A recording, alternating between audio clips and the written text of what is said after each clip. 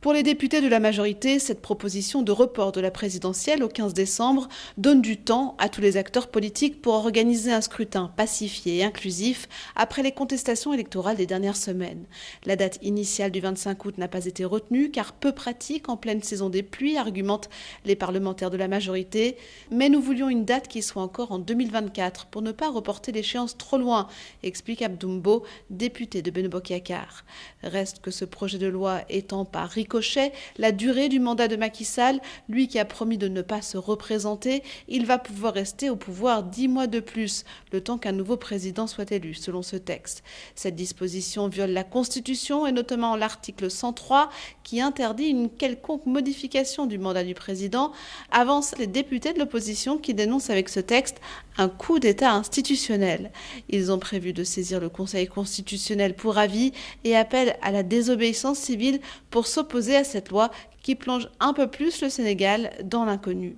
Léa-Lisa Westerhoff, Dakar, RFI.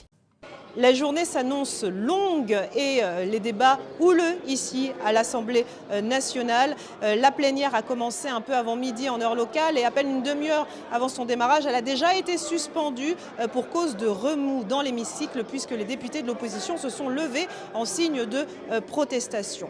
Les députés qui vont donc examiner un projet de loi qui prévoit dans ces deux articles d'abord que l'élection ait finalement lieu le 25 août prochain, 6 mois après la date initiale, et en deuxième article que le président en fonction, Macky Sall, puisse rester à ses fonctions jusqu'à ce qu'un successeur soit élu. Un coup d'État constitutionnel pour l'opposition qui est vent debout contre ce projet de loi, une façon de réparer les irrégularités dans le processus électoral pour ceux qui défendent au contraire le texte. Ici, à l'Assemblée nationale, les forces de l'ordre quadrillent les alentours, il faut montrer patte blanche pour s'approcher de l'édifice. Il y a eu quelques tirs de gaz lacrymogène en matinée pour éviter tout rassemblement puisque l'opposition avait appelé ses partisans à se mobiliser ici à l'Assemblée nationale, un rassemblement qui n'a pas eu lieu donc au vu du dispositif des forces de l'ordre.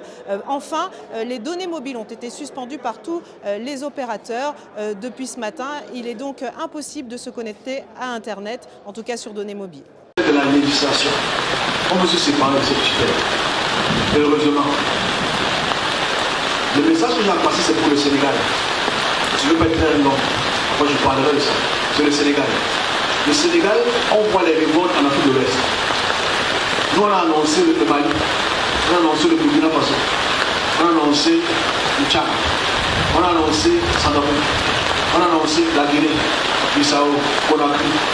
Il n'y a aucun pays de l'Ouest qu'on n'a pas annoncé les événements, comme le Sénégal le sont là. Le Sénégal arrive à une période où il y aura éclatement. Et cet éclatement va d'abord s'attaquer automatiquement au pouvoir tutélaire, c'est-à-dire les multinationales françaises, comme Orange. Comme on a dit, ils vont attaquer Orange, ils vont saccager les endroits où la France a encore la même mise sur le pays et les dirigeants du pays. C'est d'abord ça qui est passé comme ça rapidement. Mais quelle est la solution? Parce qu'en fait, les Area Boys, on a nos Area Boys ici. On les appelle les